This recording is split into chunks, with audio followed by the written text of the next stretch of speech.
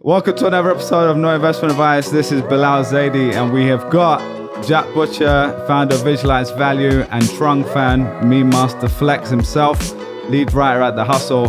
What's going on, boys? Good, man. What's happening? If you're listening to this now, this would have been 2 weeks since we last recorded, yeah? Because last week's episode would be the super evergreen. Doesn't matter if it's timely or not. You're giving the secret away, Trung. You're giving it away. No, but yeah, for people listening, the last episode we recorded a couple of weeks ago because I was going to be in the countryside in UK, so I wasn't going to have Wi-Fi. But that messed up anyway, so we're back in New York now, boys. So but go on. Just to confirm, last episode is the charity one, right? Yeah, I don't even know because it's not even out yet. Listen, guys, that's coming we're living out in like the past and the future. It doesn't matter if you're listening to this; you're time traveling with us. No, Trung, you're just about to tell us about your kid, man. Your kid has got some fancy taste. You're about to go out to man, lunch. I'm telling you guys because we're supposed to record for 2 hours. So, I mean, I know there's a couple of haters in our YouTube chat being like, "Yo, Trung, like STFU." Well, this is the episode for you because I'm gonna have to bounce in an hour. We're supposed to eat lunch at home. But my kid's reached the age now where A, he can talk a lot, and B, he has very specific food preferences. So where are you taking him? Well, we're supposed to eat at home. And if he ate at home, my wife would have just fed him some normal, whatever, chicken and rice. But he wants to eat sushi. So I got to leave in an hour to go take him to eat sushi. And he's literally about to eat an avocado roll, a lobster roll, and a crab roll, like his three favorites. That's incredible. 3.5 years old. He's eating lobster rolls. Think about that. Living a good life. I know. So, anyways, I got a bit TLDR. I got rugged by my kid. My kid rugged me. All right, boys. This is a packed episode today, so we're gonna get straight to it. Today, we're going to talk about Coinbase, SEC briefly, Theranos. That has been going on as well. We'll talk a little bit about Solana and some kind of stuff happening in that ecosystem. FTX and the Brady ad, the GOAT. That's kind of related to Solana as well. And then the big stuff, we're going to give Jack the reins just to share some crazy stuff. So all this new NFT stuff that he's been investing in and looking at and kind of his process for that. So yeah, let's kick it off. Trung, what are you saying? I was going to say not investment advice. Not like investment literally. Advice. All right, but having said that, preface everything with that. Yeah, if you are here and you hate Trung and you love Jack, this is your episode. You will love. You leave a review on Apple. Trung, like what comment hit you, man? There must have been a comment. No, I love it. I just no, none of them hate me, man. I love the hate. Just I'm like Emperor Palpatine from Star Wars, man. It's just I can feel the hate surging through me. No, I'm good, man. Let's hit it. All right, let's talk about talking to Trung. So Trung, you're probably the best person to go to for this. Coinbase and the SEC. Brian Armstrong, the founder and CEO of Coinbase, had this thread where he's kind of I don't know if we want to say calling out, but he's kind of transparently sharing what has happened from Coinbase's side. But a lot of people are saying, "Hey, man, this is kind of brave or stupid, depending on what side." Well, there's a couple things to tease out here. Let me touch on what the thread was about regarding Coinbase and the SEC, and then tease out a couple other like super 50,000 foot things about what Bilal you alluded to. Like people are like, "Oh my God, what's this guy doing?" So the SEC basically is threatening to sue. Maybe even at this point, if you're listening to this now, they might have already hit Coinbase with a lawsuit around a lending product that Coinbase was going to release. And kind of the gist of it is, if you listen to this episode or you're in kind of the crypto ecosystem, you know that some of this DeFi lending that Bilal talked about like 10 episodes ago is crazy, right? Like if you own Ethereum or any of these other coins, you can kind of put them in a pool and people get to lend those pools out for people to use those coins for staking or whatever other crazy stuff you can do it for. Yeah, and like yield farming. What you're saying there is the more advanced yield farming. But there's also like simpler basic staking, like you can stake on Ethereum and earn 5-6%. And stuff like that. So basically you could do stuff with these coins and receive interest on it, right? Exactly. So Coinbase wanted to roll this product out for their users because obviously Coinbase has tons of I wouldn't call them deposits, but people have digital wallets with Coinbase and they hold a lot of crypto. I don't know what the number is, but I think they hold something like 20 or 30% of all the crypto in America. So a lot, right? And basically, Coinbase is like, all right, well, if people are just leaving it here, let's try to give them interest. And one way you can do that is what you described, Bilal, is like you can pool kind of these coins together. You just take Bitcoin as an example. You pool Bitcoins together and you can lend it out to somebody for whatever reason they want it. And then you get interest in return. And this is where the problem is with the SEC. So there's a couple points here. And Matt Levine from Bloomberg, probably the best writer about finance in the world, he broke it down and he kind of put like a 6-point like bullet points about what's going on. He goes, okay, the SEC does not like crypto. We get that. So that makes sense. Okay. So the SEC is a regulatory agency and they like to regulate things. The problem is this: Bitcoin and Ethereum or Ether are not securities. So they actually can't regulate Bitcoin and Ethereum, right? Or Ether. However, if you're pooling funds together and creating a mechanism where people can pool Bitcoin and earn interest on it, that is now a security. So the SEC has found a way to regulate crypto, right? And they're going to take that opportunity. And they basically went, okay, this looks like a security product. We are going to exercise our right to regulate it. And Brian Armstrong, and we talked about this in a couple previous episodes, his whole point, the CEO of Coinbase, the founder of Coinbase, is like, okay, we just want crypto to have the same playing field as the rest of finance, right? Like just give us whatever the bank industry has and whatever kind of the investment industry has. Let us play on that playing field and don't put up all these walls where we can't compete. So in the eyes of the crypto community, the SEC basically telling Coinbase that they can't do this or that they're going to sue Coinbase until Coinbase explains what this lending product is, strikes as an unlevel playing field. And the reason Brian Armstrong brought that up is because it's not very clear which part of Coinbase's plan is in the wrong, right? The SEC didn't even say. Maybe by this time the recording comes out, they will have clarified their position. But the TLDR is that basically there's a law from 1946 that SEC is using to call this lending product Coinbase is doing a security, and now they get to regulate it. So the whole process is kind of murky right now. And even people on both sides of it are, even on the sides of the regulator, are admitting that like this is all evergreen. They're still trying to figure out how to regulate crypto. And this wasn't super clear why Coinbase is getting slapped while other exchanges are kind of getting away with similar products. And Trunk, just to add to that, so like Gemini, owned by the Winklevoss twins, or started by them anyway, they already have something very similar. Like I don't know the technical side, how it's different on the legal side, but just as a user, I've used it. You go in, it's called Earn. You click a button, and it pretty much lends out your stuff, and you earn 3 to 5 or whatever percent that they offer. And so, from what I could see, Coinbase was trying to launch something very similar. And just to give some context as well, I think this is such an important development for the whole industry because we can all see, we're seeing all this crazy yield farming stuff where people are getting 30, 50 crazy percent yield, right? And that to most people is not what they're ever going to get close to doing. But if someone can go into their Chase bank account and press a button and actually get paid 5-6% on their US dollars, every single person would do that pretty much, right? Yeah.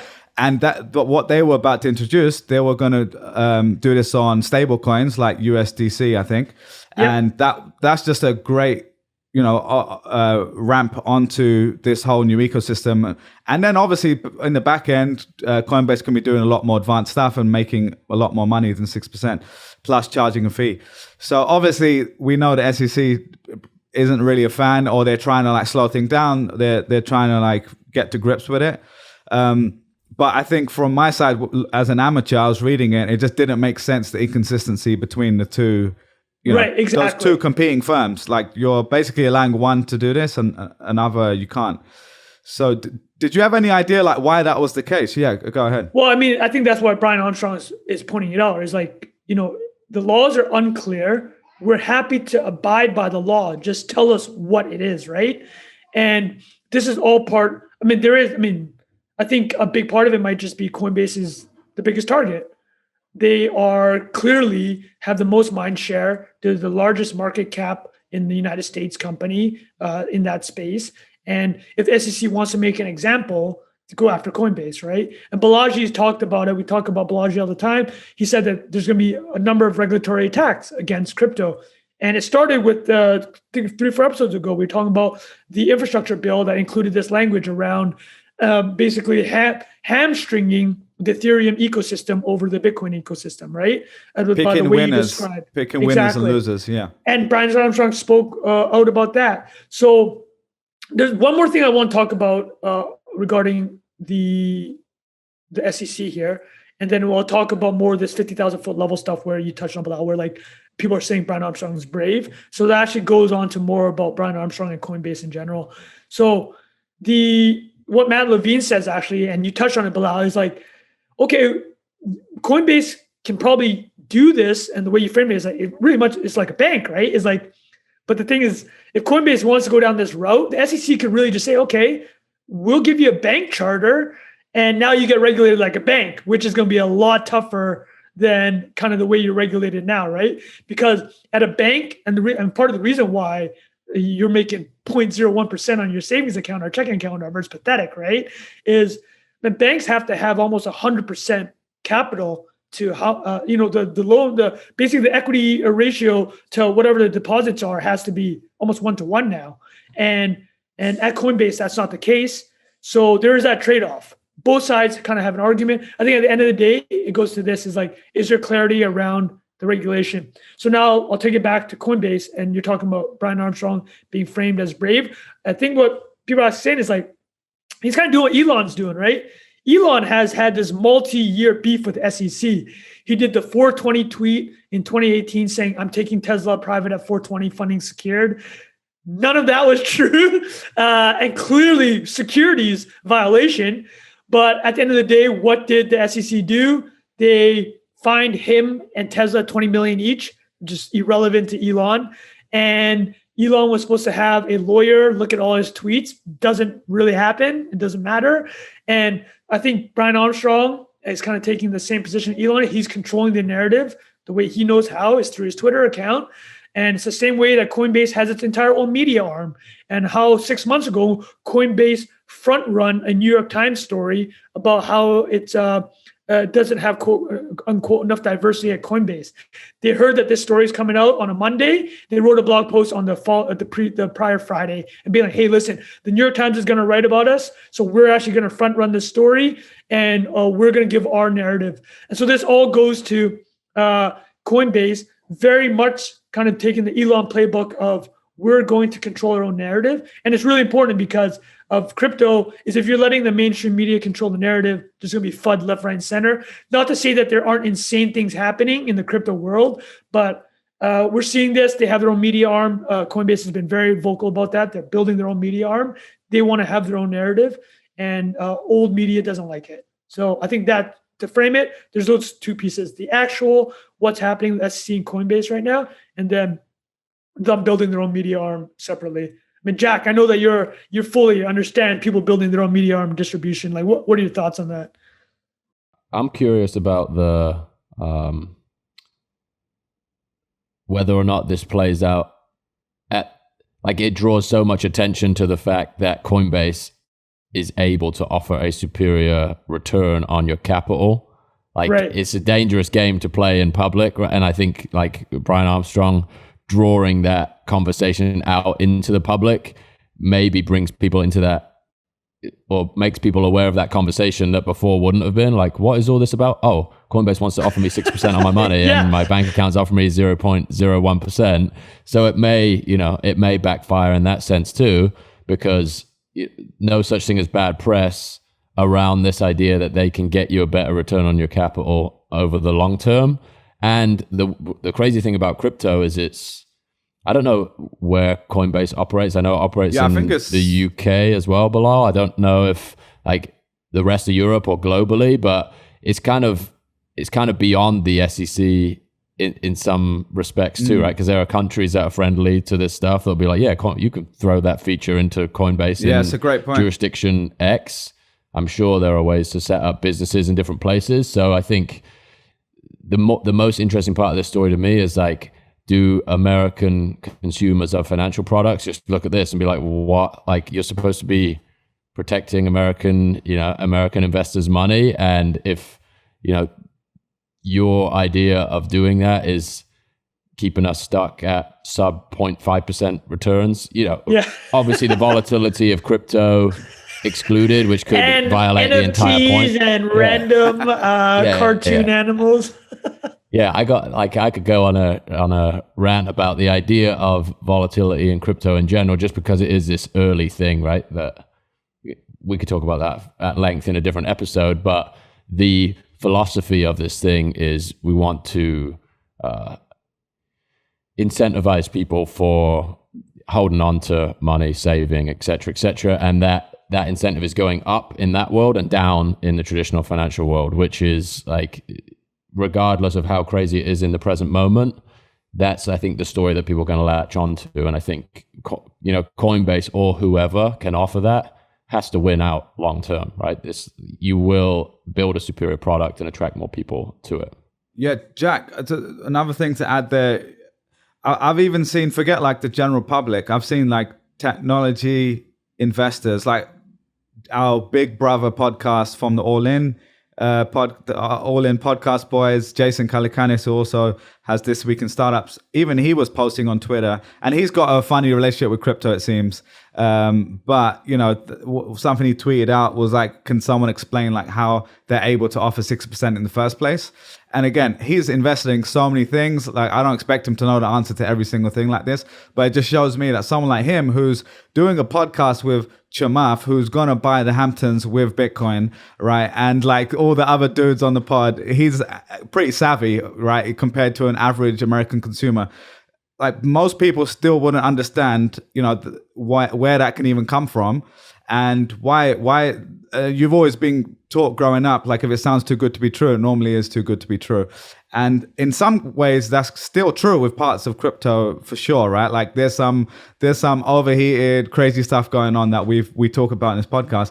But at the same time, I think the key thing, which we've talked about in this podcast before, is when you take out the middleman, and I'll get to Coinbase being a middleman in a second, but when you take out the middleman, aka the banks in most cases here, you can lend stuff directly to people. You can take that pie and split it by 2 versus splitting by 3. And that's generally the principle, I think, right? But then there's the extra upside of all the crazy yield that is being generated and from all the crazy stuff that's going on. Not lending advice for sure. Exactly. Jack, you had something, go on.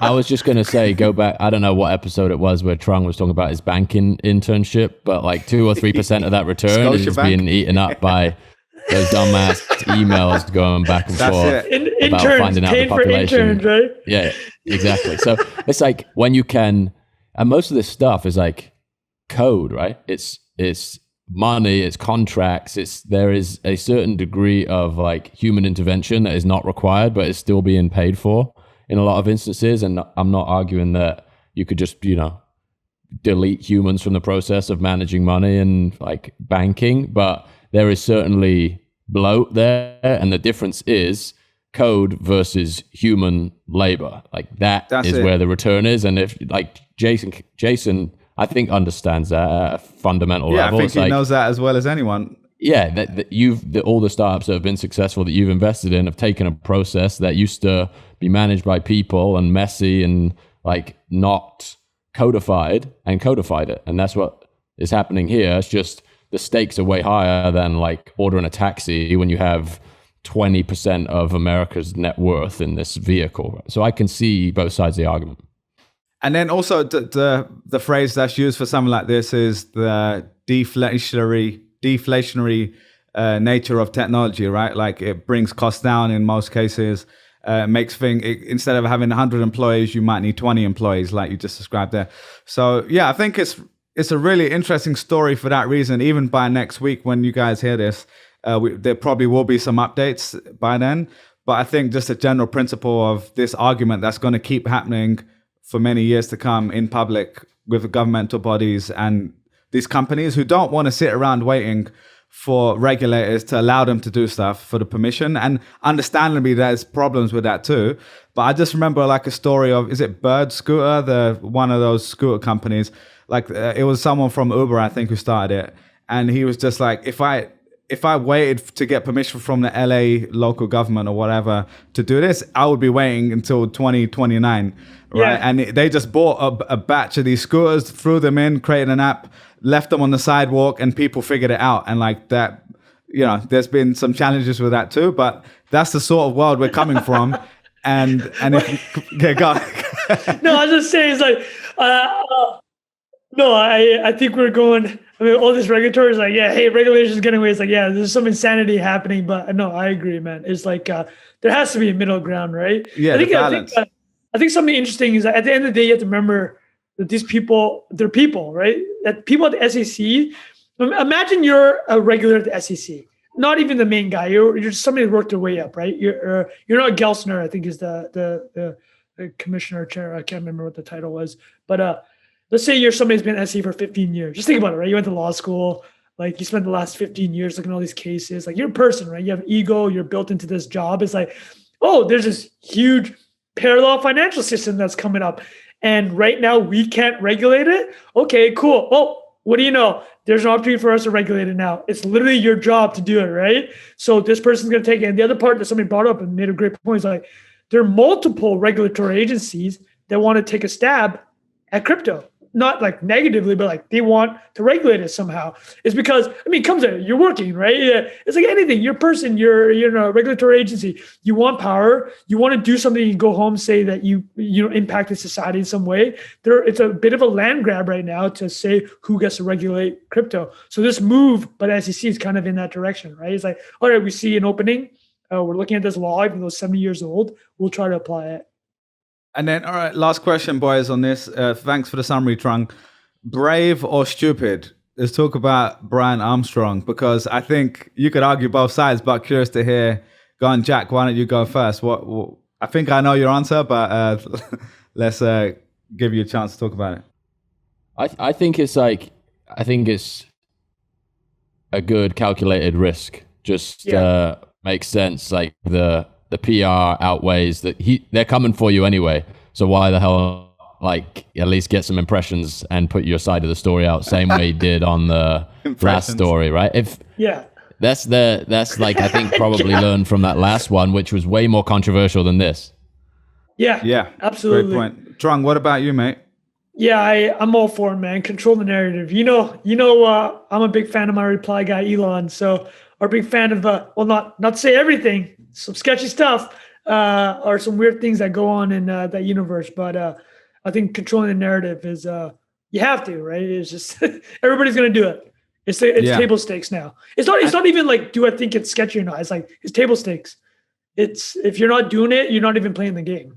Yeah, for real. Yeah, and I guess the other thing with Brian is he's not been shy to talk about other stuff or like take a stand against something, whether it's right or wrong. That's a moral debate for another time.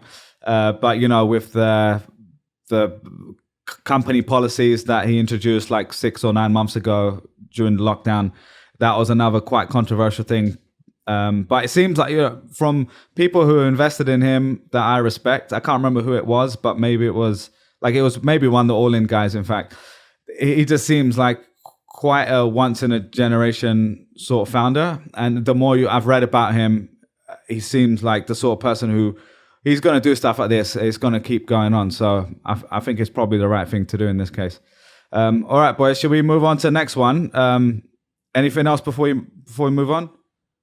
I was going to pull in one quote I think we shared like 10 episodes ago. Wells Fargo has 20,000 employees. Coinbase has 2,000 employees. Uniswap has 20 employees.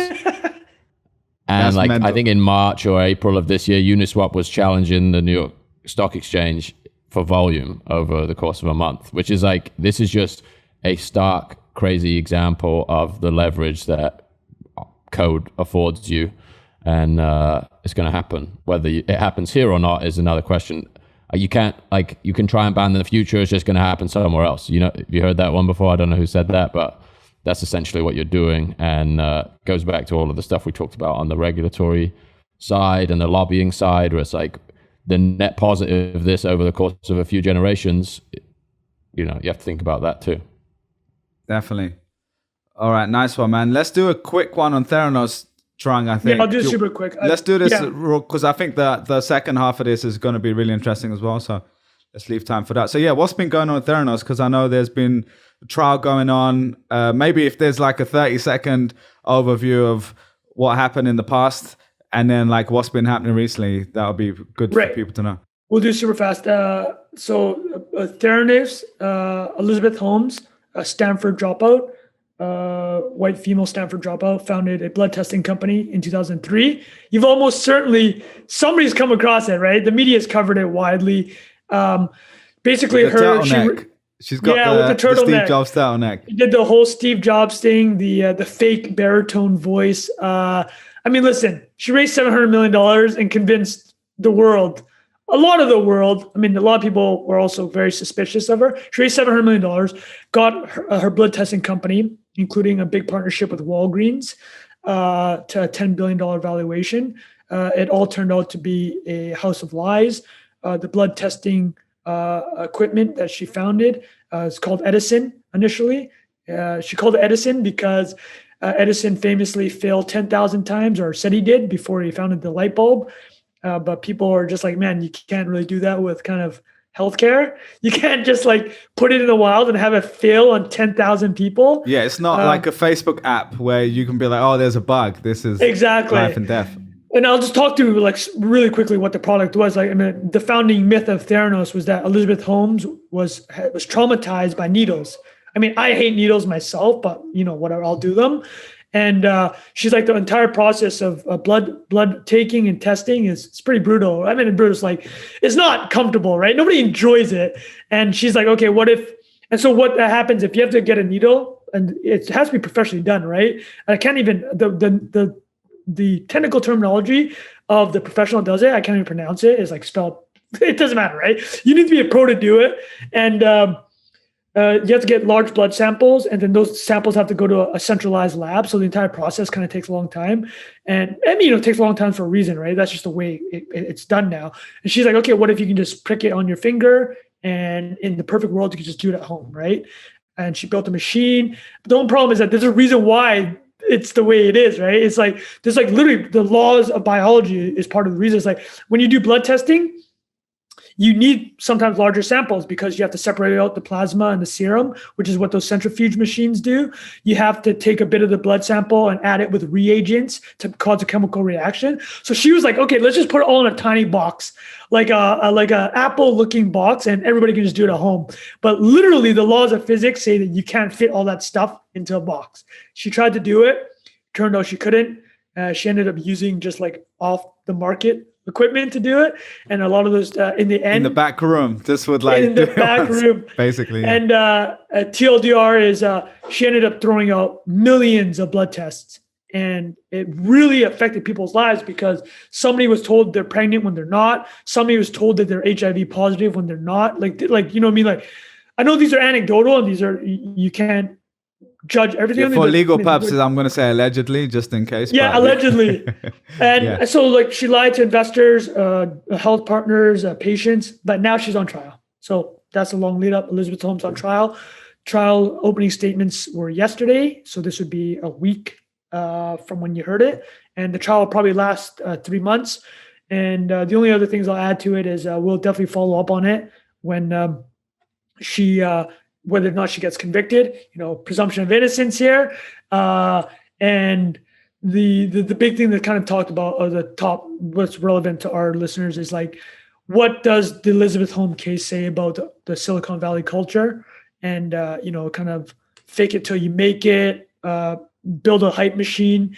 It doesn't really work in healthcare. You know, that's part of the thesis here, or the argument. And also, you know, a lot of Silicon Valley people are like, well, actually, if you look at who funded the company, outside of like the early seed investments, it wasn't traditional Silicon Valley investors. Yeah. The seed investors were actually, I mean, Larry Ellison invested, but I don't even think, I know nobody really thinks of Silicon Valley and thinks Larry Ellison, even though he's one of the 10 richest people in the world. He's kind of Oracle's kind of old school. Was Tim Draper one? Tim Draper was early. Yeah. But really early on. And I heard on the All In pod, actually, they talked about this and they said that, you know, when you're investing that early, you don't know much yet. You're pretty much investing in the person. an idea, the person. Yeah. And apparently, like, she was next door neighbors with his daughter or something like that. There was some weird connection. So anyway, I think their point, which I think was fair, was maybe this isn't actually a Silicon Valley company. It's just been using the ethos and the buzzwords. And Right. I think it goes all the way back to episode 0 of this pod, where we talked about WeWork, right? And Adam Neumann. And I said something along the lines of, there's a fine line between an Adam Neumann and, I mean, I don't remember who I compared him to, but like Elon Musk or something, right? Because, well, that's a big gap. But an entrepreneur's job a lot of the time, when they're doing it legitimately and not lying, is to sell a vision, right? Like, you don't, there's something that doesn't exist in the world, and I see it this way, and I'm going to convince customers, employees, investors to come on board with me. And that skill was clearly there for Adam Neumann, and clearly for her as well. But then the fine line that gets crossed over is when you do something straight up and you're lying, right? And you're using community adjusted EBITDA, right, or whatever, or in this case, allegedly a lot or worse, blood testing machines in the back room. Exactly. Yeah. I know someone's going to be annoyed about comparing to Elon Musk, but you kind of get my point there, right? I'll actually add one more thing from Matt Levine, who I talked about before, probably the best finance writer in the world. He was talking about how, you remember how much money was going into like WeWork and Theranos, right? WeWork raised billions of dollars. Theranos raised $700 million. He actually said that the way he looked at it was this, is like, if you think private markets are bubbly and overvalued, there's no way to short it, right? It's not like the public markets and equities where you can go on Robinhood and short or buy a put on a security that you think is overvalued. But he's like, actually, the way you short a venture capital bubble or private market bubble is you do what Elizabeth Holmes and Adam Neumann do. You're like, okay, you have all this money, you want to give it away? As an individual. Yeah, I'm on the other side of that trade. I will take that money. I mean, Adam Neumann played it. He's a billionaire, right? He's a 2-3 times billionaire. Having said that, not saying any of this is ethical. Obviously, Elizabeth Holmes is on the other side of that, right? And I think to just draw back is like this iterative approach, healthcare, maybe not the best place to try it. And so the last thing that I'll say about her case, because I'm sure we'll talk more about it, is she's doing the Svengali defense. She's going to blame her former boyfriend and COO, Sunny Balwani. If you want to hear like an ongoing commentary on the trial, listen to John Carreyrou's Bad Blood podcast. He's the one that wrote the book Bad Blood about incredible book. Incredible. And he highly broke the story with the Wall Street Journal. So 2015, he was the one that broke the story. It was crazy. Elizabeth Holmes was calling or texting Rupert Murdoch, who invested $100 million into her company. And Rupert Murdoch's empire includes Dow Jones, which owns Wall Street Journals. And she's like, can you spike this story? He's like, go kick rocks. Like, no, that's not how it works. That's mental. I'll eat the $100 billion investment because that'll be way more damage if people find out that I crushed that story, right? So, she's on trial. We'll see how it goes out. But the last thing I'll add is when they're doing the jury selection, just hilarious. Just like part of jury selection is, do you know about Elizabeth Holmes? Or what do you think about her? And people, like they're interviewing some jurors or potential jurors, like, yeah, I remember she like wearing those turtlenecks, and I watched the HBO documentary. It's like, dude, like, how are you gonna find 12? People I've never heard about. People. Yeah, it's crazy. Well, Jack, do you have any overarching thoughts on Theranos? No, I think you nailed it, man. I think, when it comes to messing with people's health, you can't be winging it like that. It's pretty outrageous. We'll see what happens in the court case, but it seems to me like there should be some justice dished out. Next episode, we'll have to get Dr. Phan to hear his take as well. Oh yeah, the healthcare. Do no harm, right? Do no harm is the Hippocratic oath. She broke that. Oh my goodness, Crazy. man! Yeah. Beautiful. All right. Well, yeah, good summary. We'll definitely have to touch on it again in the future. But yeah, it's a pretty crazy trial going on. All right, boys, let's get into this crypto stuff because it's been a crazy few weeks.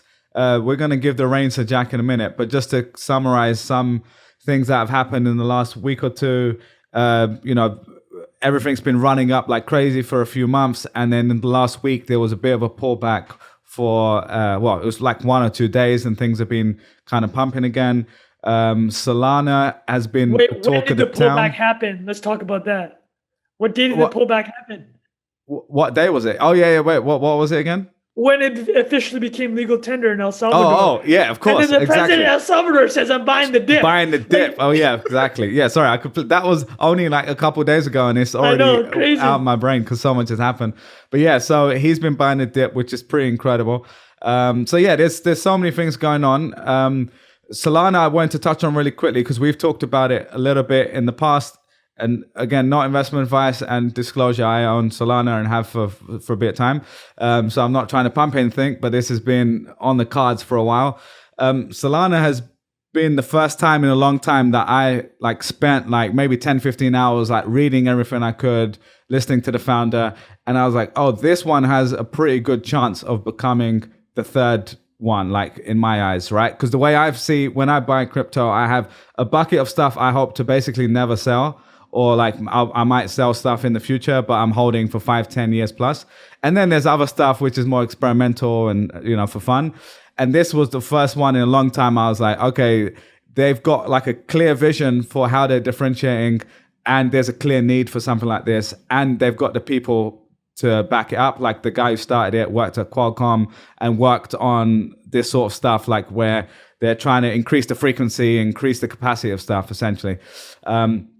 So yeah, that's been really interesting. It also ties in with another thing.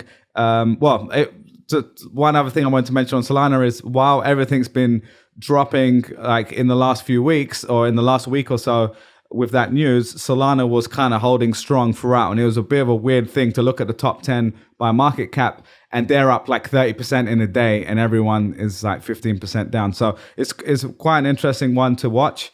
And the second thing related to this is FTX, right? The exchange started by Sam Bankman-Fried, or I can't remember if I'm saying his name correctly. SBF, legend in the crypto world. Let's talk about this quickly because we've got an advertising legend on the call, Jack Butcher, who there was an amazing ad that Tom Brady tweeted out. Did you guys have a chance to see this yet? Oh, yeah.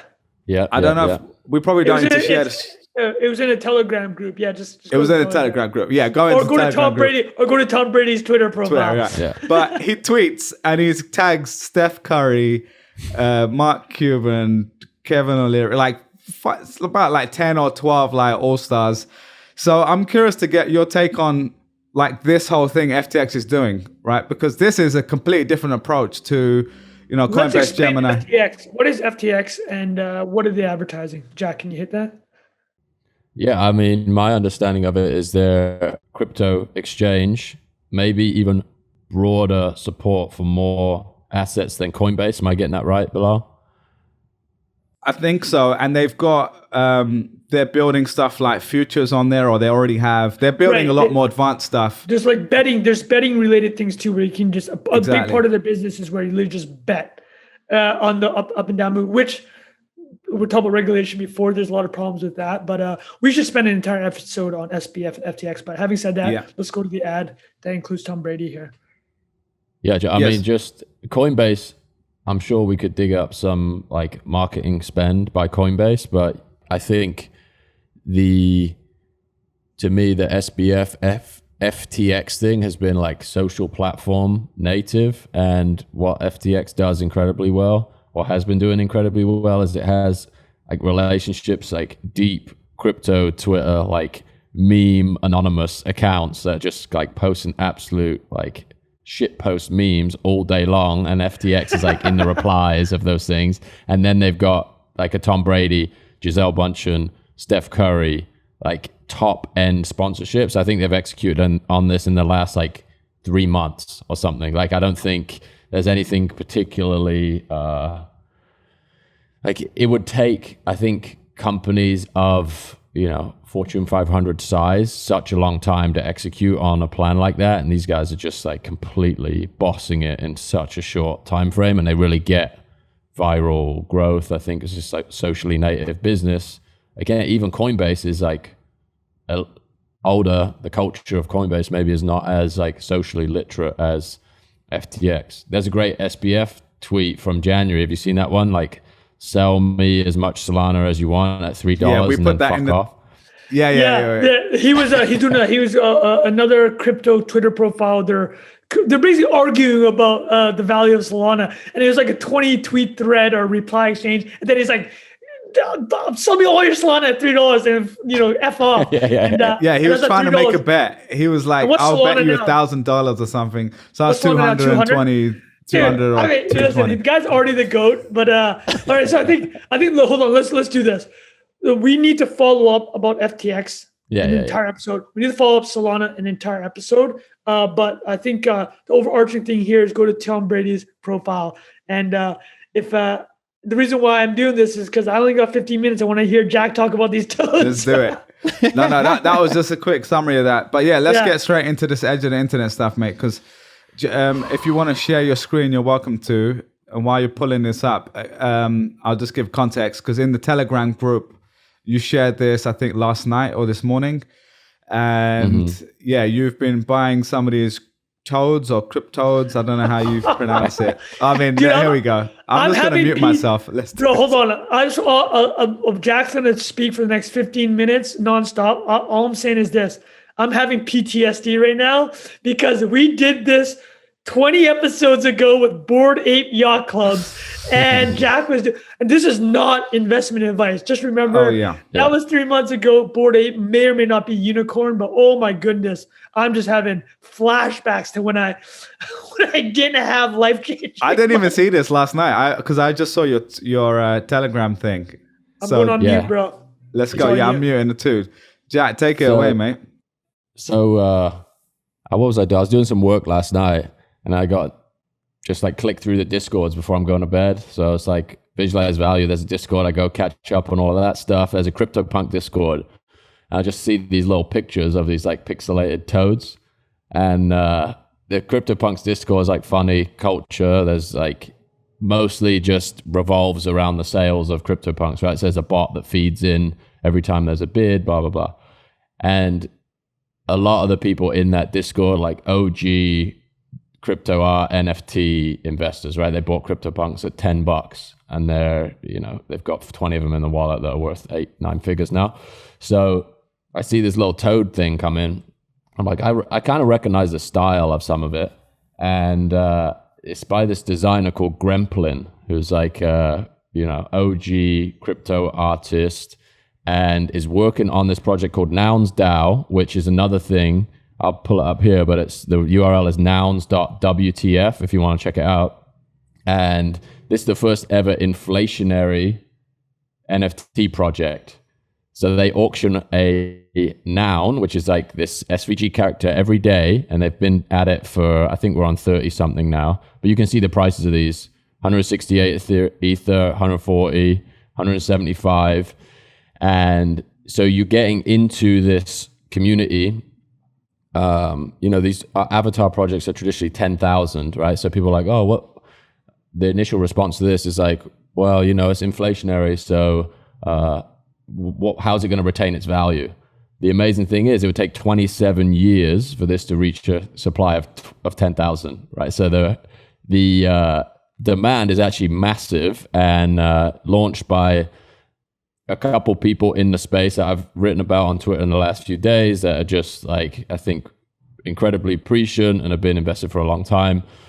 Anyway, the designer of this Toad project, I saw these little details in those graphics. So I was like, oh, that reminds me of the Nouns DAO project. Turns out this guy's a designer on this project. So already some huge like crypto cultural velocity and approval behind this guy's work. And so I go to this page, Cryptoadz.io. They're selling 6,969 of them. Again, another crypto numerical reference there, 6969. And the price is 0.069 Ether to mint. So they sold out in 12 minutes. So they'd already sold out by the time that I had found out about them in the Punks Discord. So they're all on the secondary market at that point, right? They're all on Opensea. And people are posting them in the Discord, like, oh, I got this one, I got that one. Copycats. So, like, there's a few things that are stacking up in my mind. One, the artist, obviously there's like velocity behind that, and everybody that's been involved in the space for 2-3 years, like their art is still like performing crazily well.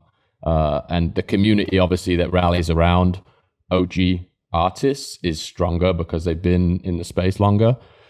And the other weird detail here is like, think about the brand. So Cryptoadz is like such a great play on words, and all these rolls projects off the tongue. It just rolls right off. And it references the specificity of it, right? It talks about like CryptoPunks is another one, versus even Bored Ape Yacht Club. They sort of pioneered that format where you have the adjective, the animal, and then the place, right? And you've seen all this like, I don't know what they're even called. Yeah, like, Lazy Llama Academy, shit like that, right? Which all it's doing is just driving up awareness back up the stack to the Bored Ape thing, right? Versus this is like, I saw the name, I was like, why didn't I think of that? It's genius, right? You add 3 letters on. Cryptoadz. And then I'll go on OpenSea and I'm like, let me see the volume on this thing. Actually, this is, let's just look at the contract. And sorry, for anyone who's only listening on audio, Jack's just opening that off Etherscan. So just maybe share what you're looking at.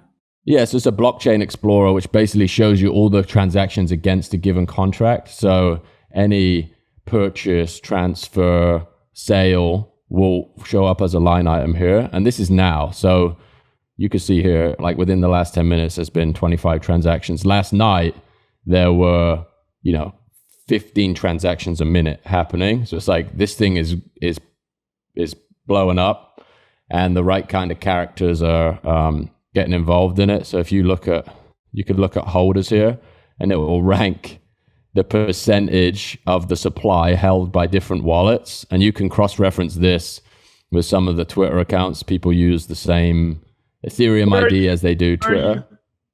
Where are you in the list? I got 7 of them, so I'm probably, I don't know, page 2 or 3, I would think. Yeah, probably 4 or 5 actually. But look at this top holder here has 110. And then for the community to grow, you really want to see this number grow. So the number of unique holders.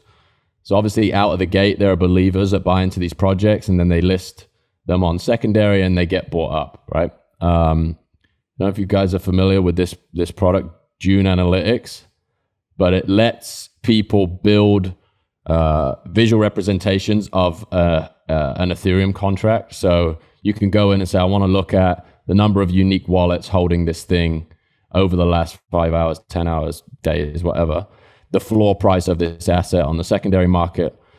So I can drop this link in the Telegram to go grab that, but you can see like the momentum behind this thing happening. And again, none of this stuff is investment advice. It's just there's also a level of like gut, having seen a lot of projects come out of the gate, see the momentum, get behind them, and the people that support the project. And I bought into this around here, like at the beginning of last night. Yesterday? Yeah. In 24 hours? Yeah. What is that up? What is 0.2? So it's a 5x almost. I think this is a bit slow.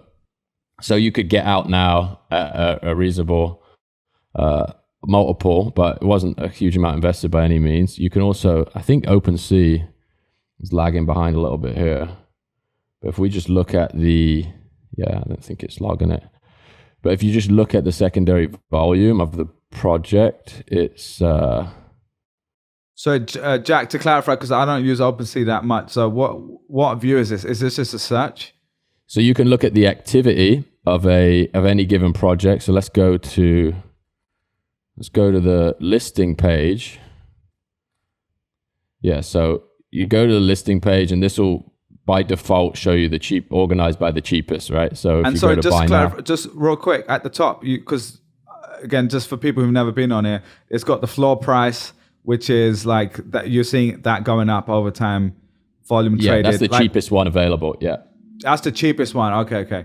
And then volume trade, like how does this compare? Like what's a comparable here? Like, would you just open up a bunch of tabs and see what it's like versus others?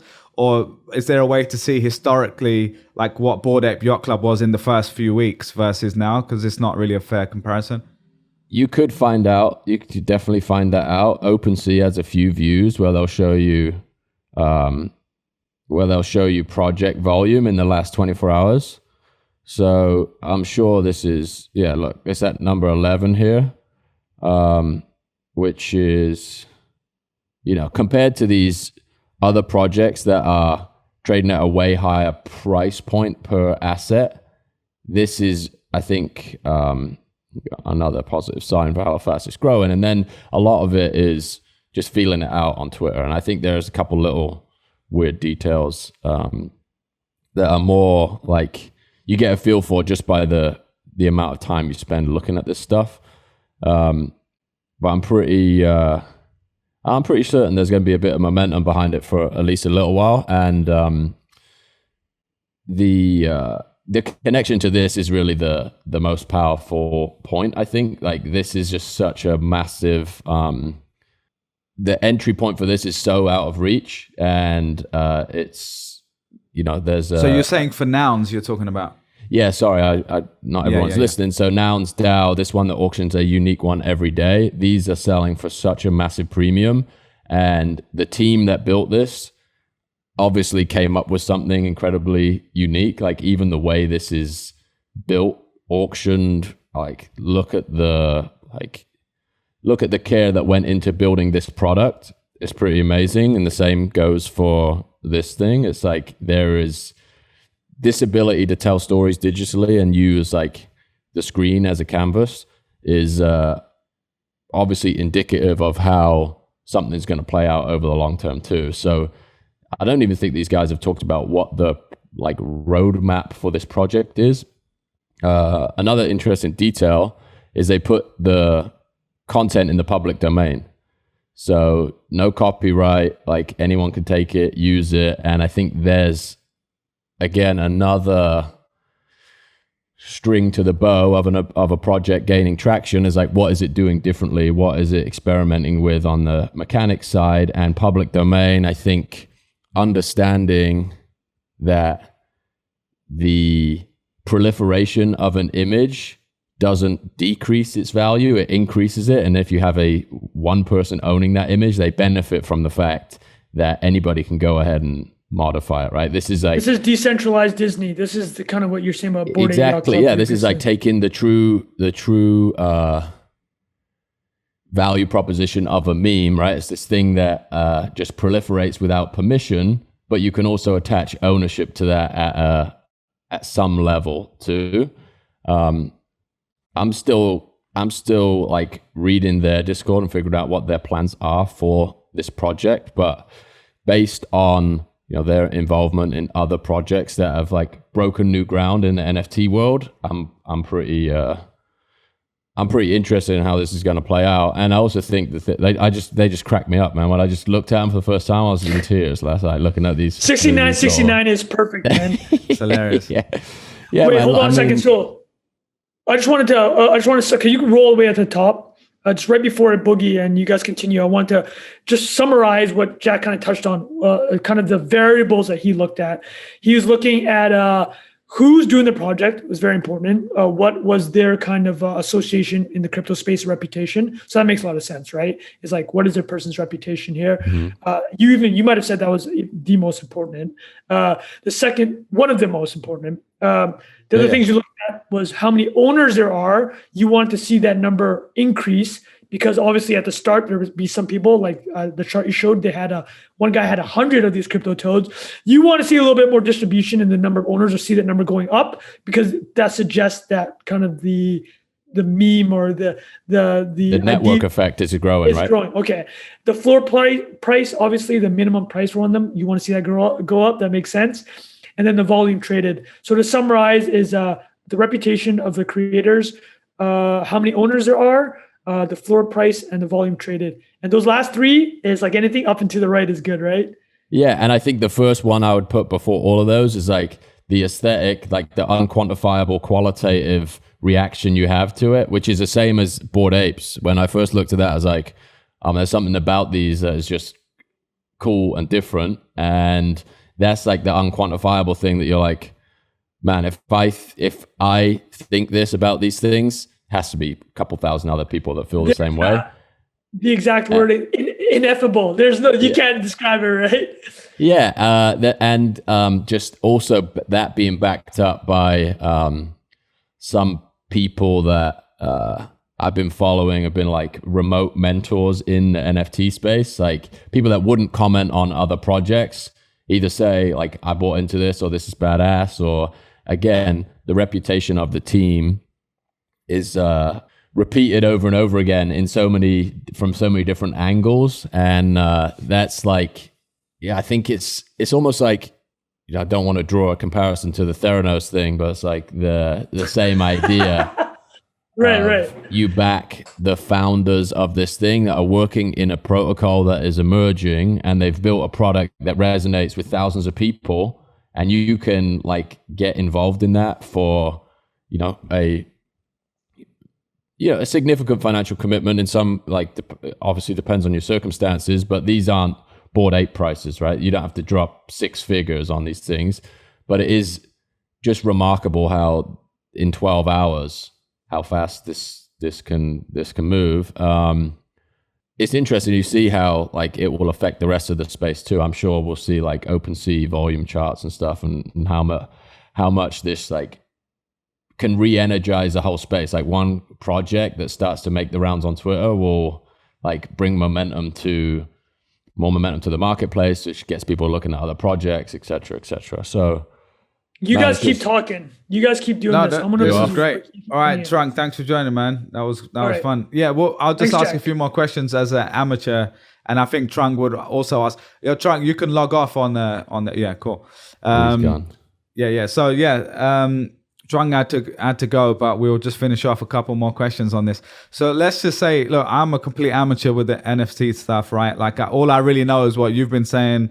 And I've got a couple random ones that we bought, like Janky Heist. I actually really liked, I thought that aesthetic was actually quite cool as well. But what I liked about that, it was the on-ramp was easy for someone who doesn't want to like figure out a MetaMask wallet. And I have all those things, and I know a decent amount, but to put it frankly, I don't want to sell like old Ethereum I've held forever, because it's like this tax headache and all this stuff. Sure. So basically anything I do like this, I either want to just pay with a credit card, which I could do on Janky Heist, or I essentially go and buy a new Ethereum or whatever and just transfer it over so that there's no, it's not going to be a big thing, which I haven't actually done yet. So I'm curious from your point of view, and this might be a stupid question for people who are used to doing this, but how does OpenSea actually work in terms of bidding? Is it like eBay, the way that there's like a high bid and they have to accept it?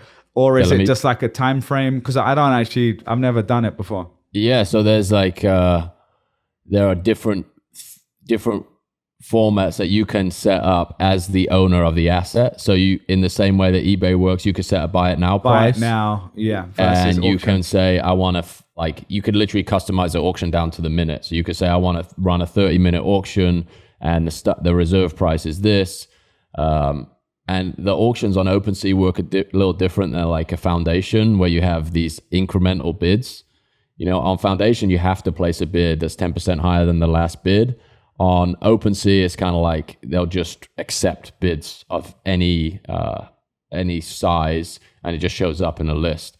So if you're looking at these here, like this one has been set up as an auction, this first guy.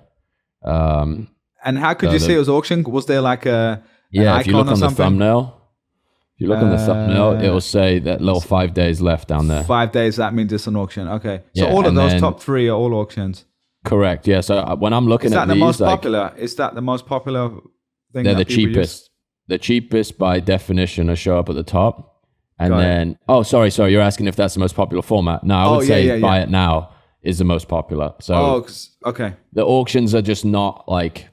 They don't capture the attention in the same way as like platforms that are built for auctions, in my mind. OpenSea is like way more of a like, almost like a database where it's like, this is the price of this thing, come in and bid on it. I haven't really seen any like, and they're probably just, they probably exist, but I haven't seen like big ticket auctions that get a lot of traction through an Opensea. It's more like the party bids, the foundation, Zoras that are designed for auctions. This is more like, here's all the inventory. The seller wants this for it.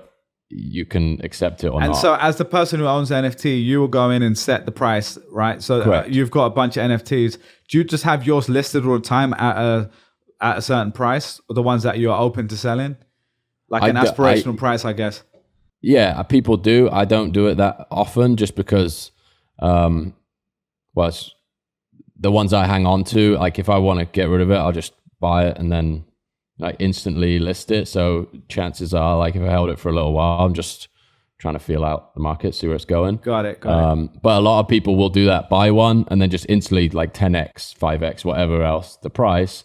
But in an instance like this, man, we could do a whole other episode on this. Like you watch like the CryptoPunks floor, for example, and those markets are, if 20 of the cheapest CryptoPunks sell in an hour, for example, then everything above that is technically mispriced, right? Because or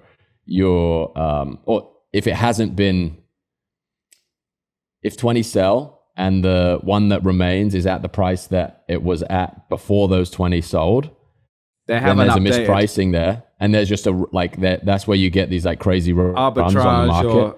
Exactly. And because these come off a public mint into an open market so quickly, there's still price discovery, arbitrage. Like it's all a game, but you're trying to sort of seek out either like the aesthetic value, I guess. Yeah. Like are these going to be valued because they're aesthetically interesting, or is there an attribute that is like going to be more sought after than another?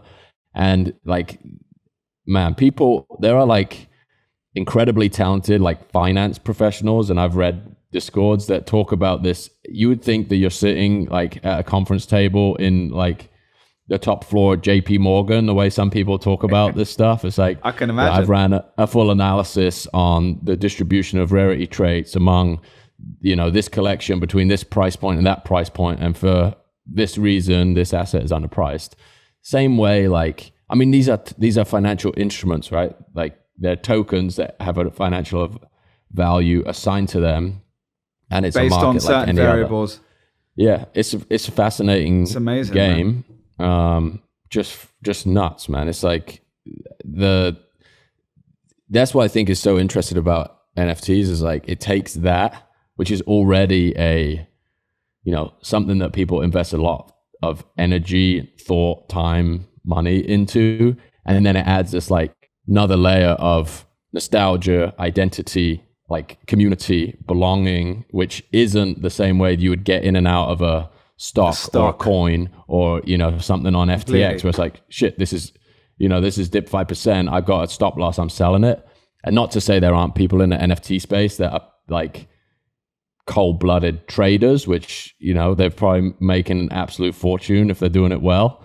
There are bots that run on these sites too. So that's what I was about to ask, because as you're showing these, like I was thinking of, like high frequency trading or whatever, like a hedge fund that is taking all these variables and saying, based on like the fundamental analysis, based on technical analysis, whatever the different viewpoints are, like X mod or there's like some underlying value here that a market isn't seeing. That's just how like investing at professional level works in some way.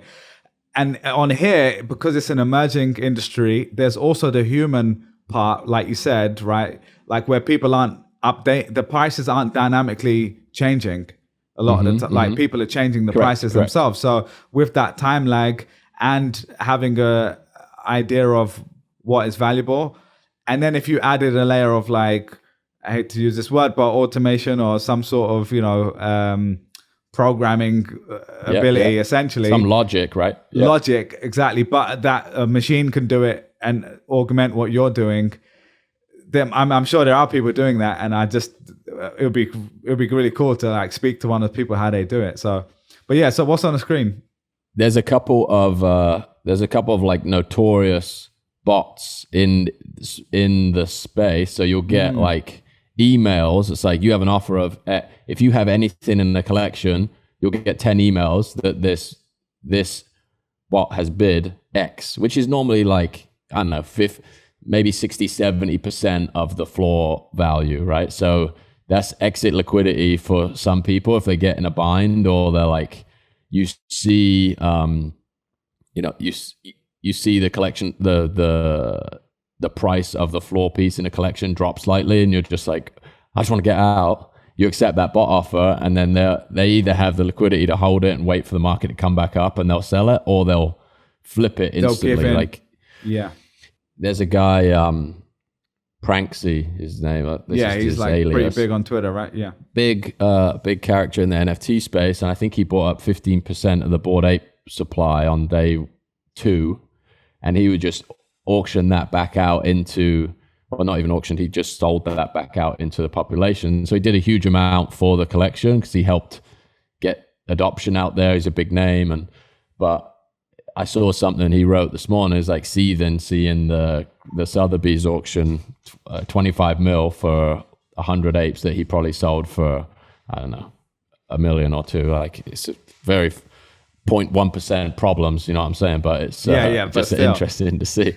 So some people, he, for example, there was this flip that he pulled off the other day. I think he saw a zombie CryptoPunk listed for 1,000 Ethereum, bought it after 20 seconds, and then relisted it at 1,600. I think someone bid 1,500 and he accepted it. So and the crazy thing is, everyone can see he did that, right? Because this is not like my first ever eBay sale, right? Was me buying a watch that was in the US, I think. And I bought it and then sold it in the UK and changed the pictures and stuff like that. But that person who bought it in the UK didn't have a way to go and click a button and see how much I bought it for. Right. So, but here, like, it's on a public blockchain. So a lot of the time, unless they're doing some funky stuff with using all sorts of wallets, which I'm sure people do as well. But like, you'll see, like, I follow some of these bots on Twitter that you've shared in our Telegram, or to me anyway. And it will just automatically show like someone bought this and held it for 6 days and then flipped it. And sometimes it's even a loss, right? But like, that is just, there's people that bought something and then one day later sold it for more. And they're on, and you click onto Opensea and you can literally just see the history that it bought it yesterday for that price. So it's quite an interesting, like, it's a weird thing there that everyone can see that openly, but then people are still buying it at that inflated price. Yeah, and I think that's where the like emotion side of it comes in, right? It's like any other asset in the world, like, could it inflate in price 50% in 30 minutes? It's like, there aren't many things where that happens. Yeah. But if you like, it again is like the arbitrage of knowing the space and the like obviously silly amount of conviction and like brass minerals to be doing that kind of behavior. Mad. It's also the liquidity of the market, right? Like even .com, you talk about like there's crazy financial behavior happening at that point in time. The market, like getting in and out of that market was so much less liquid, right? It's like, I don't even know if there were like electronic exchanges. It certainly wasn't Robinhood, right? Where you could just buy into an asset and get out of it. This is like, MetaMask and stuff is a little tricky interface wise, but once you got it set up, it's really like pretty not crazy at all. You're pressing buttons, buy, sell, like it's just madness. Like more so than even than an eBay, right? Where you have all of this crap that has to happen between the transaction closing out and the buyer and seller settling terms. Oh, that's true. Yeah, this one just automatically transfers to a new contract. It's done. And so that's what I was going to ask you. So in most cases, the ones you just bought, you just did buy it now, I take it, right? Yeah, market buy on all of them, yeah. And you just look at, how do you do it? Do you like sort by price, filter by buy it now? Like, and this is getting a little tactical, but I'm just asking the question. I might try this after, and someone else is probably doing. I'll pull up this. So my and this is like more of a, like I'm learning as I go, and my like risk tolerance.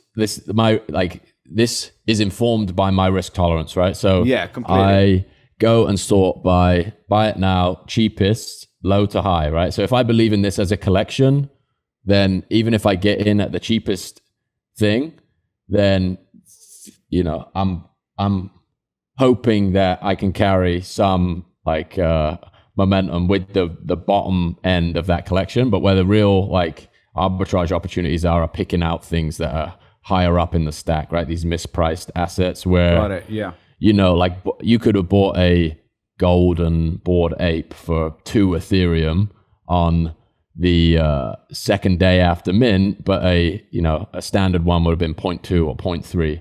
The difference between those two things now, maybe it's this, like as a percentage, it's the same, but obviously the outcome is just outrageous. Like I think the Sandbox game bought a golden Bored Ape for 740 Ethereum last week, $2.5 million, I think. And if you're like, and this is such an early space, but I think people who have like been in and out of like 10, 12, 15 NFT projects, you maybe start to get a feel for, okay, I believe in this enough that I'm going to bet on the high end rather than, you know, collect like sort of dollar cost average, if you want to make a ridiculous comparison by buying the cheap guys at the bottom of the collection. I've also not got the killer instinct, like cold-blooded trader thing in me to the point where I have to buy ones that I like to look at too. Like I can't just get in and be like, just buy anything and flip it. I can't do it. And that's like really also it's your brand. Like your brand is you're a creative person too. I'm sorry. First of all, it's you as a person. Like you're a creative person. Your thing is called visualize value. So like, but then also honestly, it's also your brand. Like you have your stuff on a public ETH wallet too, I think, right? Yeah. So people can see your collection essentially, I think. And like, if you just had a bunch of shit on there, it would be like, what's Jack doing? Like, it's not the right vibe. So you kind of staying true to it. And you're doing this for fun as much as making money, right? So yeah, I mean, I'm making money on paper, but I'm so emotionally attached to this stuff. Like, this is not my income. That's a good way to put it. So back to the screen real quick. So you would sort by it now. And just to clarify, so in your MetaMask, you'd need to already have enough for whatever it's listed for, plus some fees, I guess, right? Plus gas, which right now is a lot. Is insane, $100, $200 in some cases. It's crazy. I did it a few days ago for the ETH wallet, the ENS, and it was a few $100s, and it kept, and I was like, oh, this is stupid, but I'm already doing it now. At the time, the switching cost of me doing this 5 days from now is not worth it, so I just secured it. But anyway, so back to this. So you would buy it now. Look at these. I go to the like cheapest ones available. Buy it now, and I just keep scrolling down. It's like, oh, this one's cool, that one's cool. I'm gonna get a couple of those, especially if this thing is moving at speed, right? I just want to get in, and then I'll look at like, now try and understand the collection a bit more. And it's also like, there's some I like crazy that chocolate dopamine. bar one. Sorry, that one is good. He's classic. That's hilarious. Yeah. I might have to play around with this after. Just a quick question so I can understand. If you just go back up, there was an offer for like in the middle. So that means that there's a price that the owner has set a price 0.94, and there's someone has made an offer of 0.69, I guess. That'll be a bot for sure. Yeah. That'll be a bot. And they are basically, and then it's up to that person to accept it or not. Yeah, they're just arbitraging that. The bot, someone would be like, oh, I'll take that offer. Or maybe they don't. So I think this is in practice not very accurate, but unless you're watching these markets all day long, I guess the assumption is like, if you just get the email that says, hey, you've been offered 0.7 Ethereum on this thing that you minted for 0.069 yesterday, they're just playing with the probability that somebody's not watching this market all day long, and it's like, I'm 10x in profit, I'm going to take that. So they're like, okay, cool, got it. But with time, like, because people have a decent amount of money invested in this, I don't think that strategy has, it's waning the efficacy of it. When something like this grows fast, everybody who's got one knows the floor price within, $50 either way, because they're like just watching it. They're in the Discord, they're getting these updates, blah, blah, blah, blah, blah. So the bot thing clearly works because people are doing it. But I feel like, again, it's this waning arbitrage opportunity with time. I don't even know if that's true, honestly, because there's just so much information. How do you keep up with this stuff? Completely. Yeah, the biggest factor here is the time, man. Like the people I know who are actually doing pretty well in this space, or like, enjoying it enough to dedicate the time, are people who, like Tom Osmond was on the show. He's looking at us all day. Like he's in his Discord, he's chatting to people about it. I'm in there. There's hundreds of messages from last night alone. It's amazing. And then, sorry, the other thing to call out, this one, so it's got the price 0.93 on the left-hand side, and then it says last 0.5. So that's the last purchase price, I guess, right? Correct. Probably what that person bought it for. Correct. So this person's going for just under a 100% return on this thing. Yeah, got it. Love it, Matt. Is there anything else to call out or that you'd be looking at on this page? Or like, would you click into it and anything you analyze on the page itself for that individual NFT?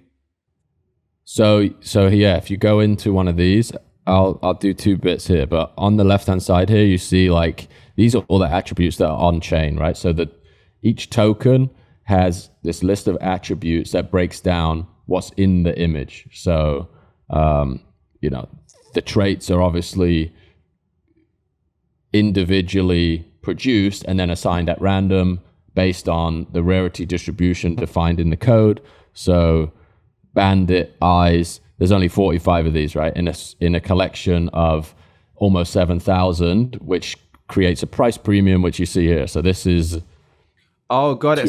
So you just know, because on the left-hand side, the filter, you can just scroll to the bottom and see what's the least, the trait that is most rare. Correct. And is that always, does that always correlate with actually the overall collection? Because this is only what's on OpenSea, right? So if some people are holding them and they're not actually on OpenSea. So they'll show up on OpenSea even if they're not for sale. Oh, so right. OpenSea can read the whole contract and it will show everything. Okay. But it will just like push the ones that aren't available to buy to the bottom of the listing. So like it looks like, because I have buy it now selected, so everything will be a listing. But if I take that off, if you come down here, these are being held, right? Someone's offered 0.69 on this, but it's not for sale. So that person could still go into their email and accept that offer, even though they don't have the listing active. They'll just get an email. Yeah. If they have the preference if they've got an OpenSea or whatever, right. That's amazing, man. No, I know for people still listening, still with us, because I know this is really in the weeds, but this is like super helpful for me to understand, and even just to see, even if I don't do it, but just to see like what people are doing. Like this is, like we said, the Pokemon cards and the stickers in the playground on steroids, and it's like the one thing I did want to bring up is, I don't know if you heard. Did you listen to the My First Million episode with Sean and Sam, the recent one where they were talking about NFTs a bit? No, I got the summary is, I know a lot of people who listen to our show also listen to that show, and we know both those guys and we're kind of friends. So this is not to call anyone out, but what Sean was basically saying, and he's very pro crypto, he said that something along the lines of, like, if you were the early developer in Ethereum and you bet on it because you believed in the project long term and now you're worth tens of $millions, like, good for you. If you bought a random image and sold it for $1 million, then like F you, is basically what he said. Right. He was obviously joking around a little bit and he's messing around. It was the hater episode, they called it, which was pretty funny. And it was just funny because obviously Tom was just on our show last 2 episodes ago and we talked exactly about that. But I'm just curious, just to wrap it up, like the philosophical question, because it got me thinking a little bit, right? And not the FU part, but more around why there's value here. And I know we've talked about this before, but he basically was saying this is the greater fool theory. He thinks, and he said, to be fair, like, he's a pretty objective person. He said, I need to learn more.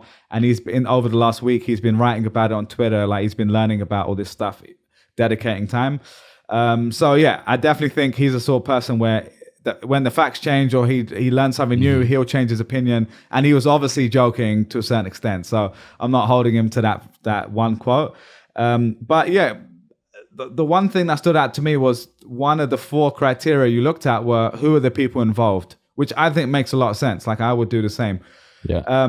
But it seems like if those OGs of the crypto game aren't involved, the percentage chance of this working is just so much less, right? And I don't know if, yeah.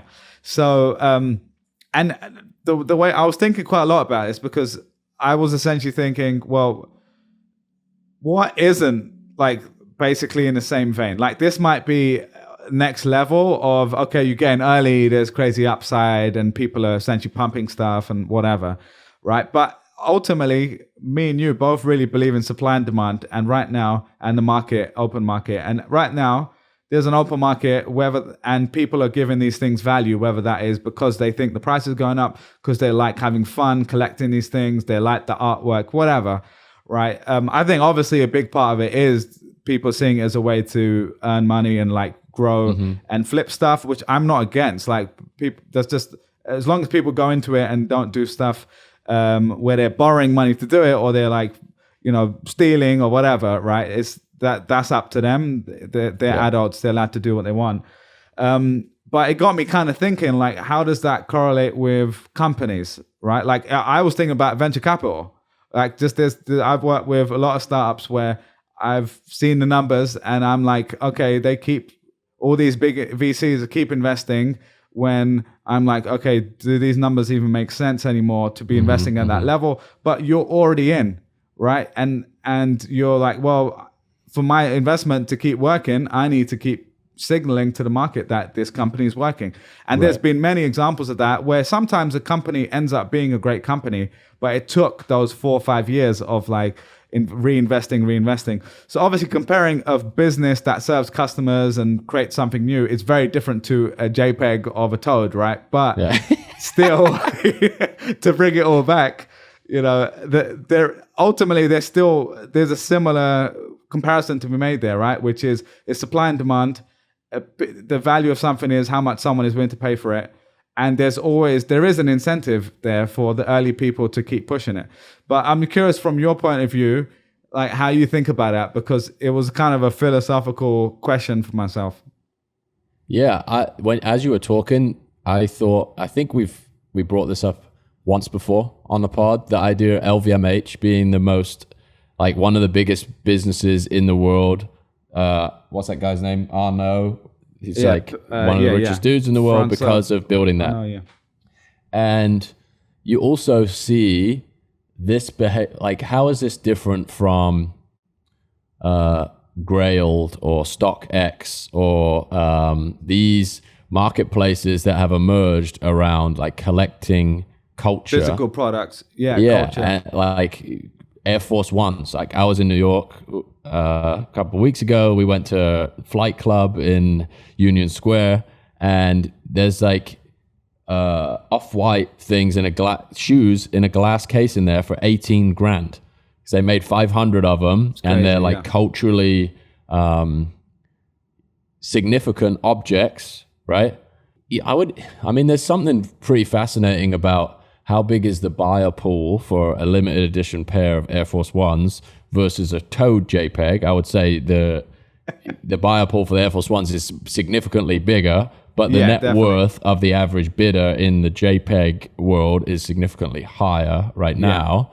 And this is all like, it's ludicrous speculation. Like if you don't have money to burn, do not buy this stuff. That's definitely like, completely. That is the one piece of investment advice we'll give on the show. Happily give, Yeah, but it's also having an eye for what will endure past this like paradigm shift in digital ownership, right? What are the milestones that make something collectible over time? And like, there's actually an account that I think is doing a great job writing about this pseudonymously, and I'll send it over in the show notes afterwards. And the idea of digital ownership isn't going anywhere. So what are going to be like the flagship, like status symbols that marked this era in time? And I think because I think about this too, it's like people compare it to Beanie Babies or, things that do age, right? It's like at a certain point, it's like, who the hell wants Beanie Babies anymore? Like, I mean, Pokemon's still around. But I think a better comparison, sorry, Jack, is like a Rolex watch or a fancy car in some ways, right? Because those are things that signify value, luxury, whatever you want to call it, achievement, a certain position in society for some people, right? And there's a mix, obviously, right? Like I'm not saying a frog JPEG is a Rolex, but there's if you strip down why people are buying stuff, I think I don't know, actually, that's a little bit harder. That's a bigger question. I think primarily the reason a lot of people are buying stuff is because they think they'll make more money. I don't think that's crazy to say, 100%. Of course, right? Yeah. But upside, the same way, in some way, right? The same way you buy a Rolex, or like you could talk about, I think it was Scott Galloway. It's like, I have a black Amex because when I go out on a date, I put a black Amex on the table, and it's like, I want to procreate with the person that's got the black Amex, right? Let's not cut. Yeah. It's like, that's what it's about. And it's a status symbol, yeah. It's a status, like you are buying into something with either the expectation of a financial return or a status return or a like dopamine, a fun return. Yeah, there's some return. We didn't even bring up the Fortnite thing, where Fortnite's the biggest fashion brand. If you use some like creative criteria, it's the biggest digital fashion brand. Oh, it's the biggest fashion brand in the world. Yeah, I've shared it. Did I share that, right? Yeah, you put it in there. And like they sell more clothes, in inverted commas, than like Chanel on a yearly basis. And those aren't assets that people own. Like people are literally just throwing money at whoever the developer of Fortnite is. Maybe it just is Fortnite. Yeah. And the expectation is only that I'm going to be able to put this on my avatar and walk around. And maybe it's a different argument because they're $30, not $30,000. But yeah, definitely. You have to think about it in terms of percentage. Like the people who are spending that on these things were in the Ethereum pre-mine. So maybe it is $30 to them. And if these collections are only 6,000 objects, how many people do you really need for this thing to be culturally significant? But again, it's all conjecture. Like the bottom could fall out of this tomorrow, and it's the most illiquid thing out. You can't, those bot offers disappear, you're done. Yeah. It's no buyers, it's all dried up. It's a different game. And to try and make it this like logical market thing is it's a fool's errand, man. It's just not that. Like you can't like, go into despite the fact that I'm contradicting myself because I've seen people talk about it in like very specific economic terms, you cannot separate it from this layer of like irrational emotion that makes people care in the first place. Yeah, it's not just a stock chart in one way, but it's also not a pack of £5 or $5 Pokemon cards either, right? Like it's in between. Like there's a lot of complexity. It's its own beast. Like that's probably the better way to say.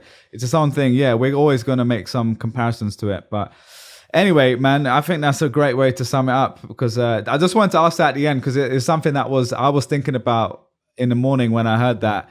And I'm not trying to pass moral judgment on any of this. I think it's great. I'm like all for it.